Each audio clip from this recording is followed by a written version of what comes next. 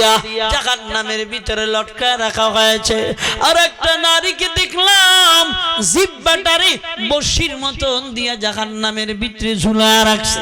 আর একটা নারীকে দেখলাম বুকের স্তনের সঙ্গে বশির মতন লাগাইয়া এমনি ভাবে জাহান্নামে ঝুলন্ত রাখলেন। আর একটা নারীকে দেখলাম এরে আল্লাহর বান্দিরা পা বুকে লাগানো এবং হাত কপালে স্থাপন করা। শুনো নবী আমার বলে আর এক ধরনের নারীদেরকে দেখলাম এরে আল্লাহর বান্দিরা মুখটা শুকুরের মতন শরীরটা কুকুরের মতন। নবী আমার জানা দেয় এক দলের বান্দিদের দেখলাম মুখ বড় কুকুরের মতন, ওই মুখের ভিতর দিয়া গরম পানি ডালা হইতেছে। যখন ডালা হয় লজ্জা স্থান টয়লেটের রাস্তা দিয়া পড়ে যায়, চিল্লা কর নাউযুবিল্লাহ। ও আম্মা জানেরা, এমন দুনিয়াটা আল্লাহ অহেতুক বানান নাই, ওই জান্নাতটা আল্লাহ খামাখা বানান নাই, ওই জাহান্নামটা আল্লাহ খামাখা বানান নাই। ওই জাহান্নামের ভয় দিয়ে আল্লাহ আপনাকে আমাকে জান্নাতি বানাইতে চান। ওরে আম্মা জান, নবী আমার বলেন ও ফাতেমা, এক নম্বর যাকে ঝুলন্ত দেখলাম এর কারণ শুনতে চাও? এবার ফাতেমা বলেন হ্যাঁ। নবী বলেন কারণ কিচ্ছু না, কারণ একটা। কি কারণ? কয় আল্লাহ মাথায় চুল দিয়েছিল, ওই চুলগুলা না ঢেকে রে চুলগুলা হাওয়ায় উড়ায় চলতো, দুনিয়ার মানুষেরা দেখতো জিনার গুনাহ হইতো।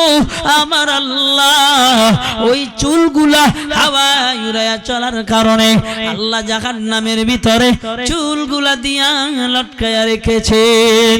ও আম্মা জানেরা, ও আমার বোনেরা, শোনো তোমার চুল দুনিয়ার জমিনের বান্দি। তোমার চুল এই দুনিয়ার জমিনে কি বলে? তোমার চুল এই দুনিয়ার জমিনে পর্দা। তোমার চুল দুনিয়ার কোন পুরুষ স্বামী ছাড়া দেখবে না, এই জন্য দুনিয়ায় চুলকে উড়ায়া চলবা না। ও পর্দানিশী আম্মা জান। এরপরে ফাতেমা বলেন আব্বা, ওই ব্যক্তি যার জিহ্বায় বশির মতন ঝুলানো এর কারণটা কি জানা দেন?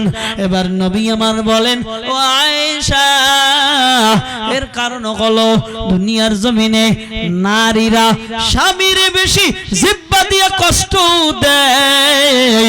এরে আল্লাহর গোলামেরা, এমন মহিলা আছে না নাই? আসেনি? আসেনি? স্বামীরে জিহ্বা দিয়ে কষ্ট দেয়। স্বামীরে, ও আল্লাহর বান্দিরা, স্বামীরে জিহ্বা দিয়ে কষ্ট দিও না। সারাদিন বেচারা রোদের ভিতরে কাজ করেন, এরপর বাসায় আসে, বেদবি করবেন না। রিকশা চালায়, গাড়ি চালায়, দোকানদারি করে, এত কষ্ট করে আপনাদের মুখের হাসির জন্য। আপনারা যদি বাড়ি আসলেই বলেন পাইলাম না, খাইলাম না, তোর ঘরে আইসা কোনো দিনের জন্য শান্তি হলো না, আছে না না? নবী আমার বলেন ওই জিহ্বা দিয়া ওই নারীদেরকে লটকানো যেই নারীরা দুনিয়ায় জিহ্বা দিয়া পাড়া প্রতিবাসীকে কষ্ট দেয়, স্বামীরে কষ্ট দেয়। ওরে আম্মা জানেরা, দুনিয়ার জমিনে জিহ্বা দিয়া কাউকে কষ্ট দিবেন না। নবী আমার বলেন ও ফাতেমা, জানতে চাওনি কেন বুকের স্তনে লটকানো বশির মতো? হযরতে ফাতেমা এবার বলেন জি আব্বা।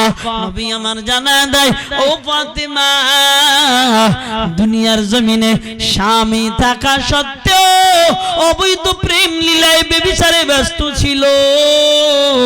এই জন্য আমার আল্লাহ বুকের স্তনে এমনি ভাবে বশির মতন লাগাইয়া জাহান্নামের ভিতরে আযাব দিতেছে। এবার হযরতে ফাতেমা ডেকে বলেন আব্বা, কপালে হাত স্থাপন করা, বুকে পা স্থাপন করা, কারণ কি? নবী আমার জানা দেয় মহিলাদের দুইটা বদ অভ্যাস আছে।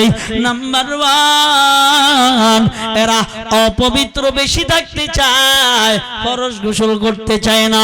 এমনি ভাবে যখন বান্দির এমনি পবিত্র হওয়ার মাসে মাসে সময় হয়, তারা লেট করে। আমার আল্লাহ এগুলা সহ্য করে না, নবীও সহ্য করেন না। এর মা সাবধান, অপবিত্র থাকবা না রে আম্মা জানেরা। শুধু তাই না, নামাজ আদায় করতো না, নামাজ নিয়া উপহাস করতো, এমন নারী সমাজে আছে না নাই? হে আসেনিও, একজন নামাজ পড়ে আরেকজন ডাক দিয়া কয়, তোর নামাজ দিয়ে কি হয়েছে, তুই যে এত নামাজ পড়স, ঠিক এখন ঠিক কিনা? এই আম্মা জানেরা, এই যুবতী বোনেরা, সাবধান সাবধান। আমার আল্লাহ কুকুর বানায় কি বলেন, মুখটা শুকুর বানায় দিলেন। ওই ব্যক্তির ব্যাপারে, ওই নারীর ব্যাপারে জানতে চান, নবী আমার বলে দুনিয়ায় তার দুইটা বদ অভ্যাসের কারণে, নাম্বার 1 বদ অভ্যাসটা হলো দুনিয়ায় মানুষকে নিন্দা করে আর মিথ্যা কথা কয়। কথা কয় না, কথা কয় না বেডিরা, এই যে নিন্দা দিতে পারে, ও কথা কয় ঠিক কিনা? মিথ্যা কথা। কি মিথ্যা কথা? স্বামী ডাক দিয়া কয়, এটা কই ভাইলা, ওইটা কই ভাইলা, কই তুমি বুঝো না, বাপের বাড়ি গেছিলাম, কোন তো আমি আনতে পারি, তুমি জানো না? এই কথা কন ঠিক কিনা? আরে আল্লাহর বান্দিরা শুনো, স্বামী যেটা দেয় শুকর গুজার করো, আল্লাহ স্বামীকে ধন বানায় দিবে, ওই ধনের মালিক আল্লাহ তোমাকে বানায় দিবে, ঠিক কিনা? ডাক দিয়া বলে, কানেরটা কই ফেইলা, হাতেরটা কই ফেইলা? এরে বান্দা, বিবি ডাক দিয়া বলে, বাবার বাড়ি দানছি, আমার বুইনে দেশে, দুলা ভাই দেশে, ভাবি দেশে, আব্বাই দেশে, ভাই দেশে, আছে না? না না, আসেনি, সব ওর বাপের ভাই চল দিছে। এই জন্য আম্মা জানেরা, এগুলা করবা না, আর দুনিয়ার জমিনে কি করবা না, এই দুনিয়ার জমিনে কাউকে তিরস্কার করবা না। সাবধান, আমার আল্লাহ জাহান্নামের ভিতরে এই সাজাগুলা দিবেন।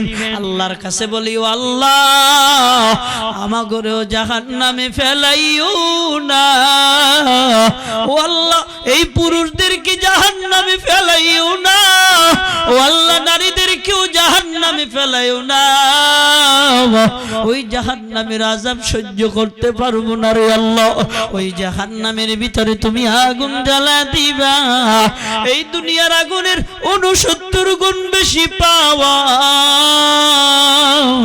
ও দয়ার মালিক আল্লাহ, ওই আগুনে জ্বলতে পারবো না। এই রে আল্লাহর বান্দারা, ওই আগুনে জ্বলতে পারবা না। ওই আগুনটা যখন শরীরে জ্বালা দেওয়া হবে, আমার আল্লাহ বলেন, নারুল্লাহিল মুকাদ্দা আল্লাতী তাত্তালিউ আলাল আফইদা। ও বান্দারা, ওই আগুন লাগায় দিলে কলজাটা পুরা বর্ষ বর্ষ হয়ে যাবে, ওই জাহান্নামে পানি চাইবা এমন পুষ দেওয়া হবে, সহ্য করতে পারবা না রে গোলামেরা।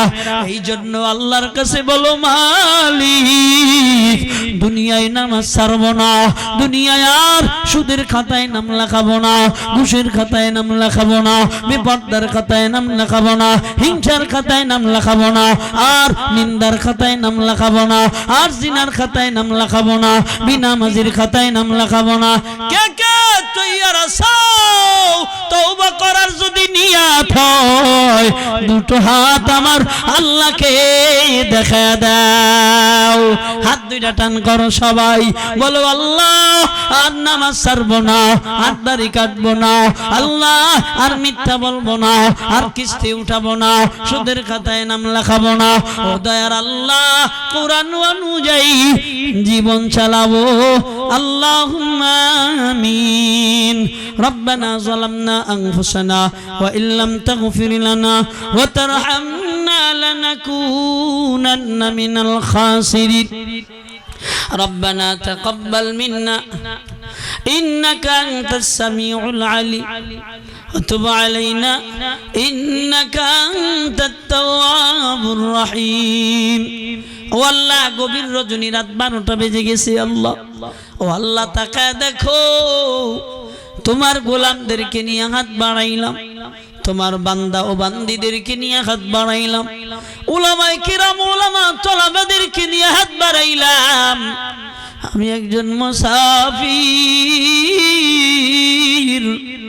ও আল্লাহ, আজকের বয়ানের ভিতরে যা উপকারী, যা মুফিদ আল্লাহ, বান্দা বান্দির দিলে ঢুকায়া দে। ও দয়ার আল্লাহ, জীবনের সব গুনাহগুলো মাফ করিয়া দেও। ও আল্লাহ, ও আল্লাহ, আমগো যার মা নাই, আমগো যার বাবা নাই, অন্ধকার কবরে ঘুমায়, ও আল্লাহ কবর জান্নাতের বাগান বানায় দাও।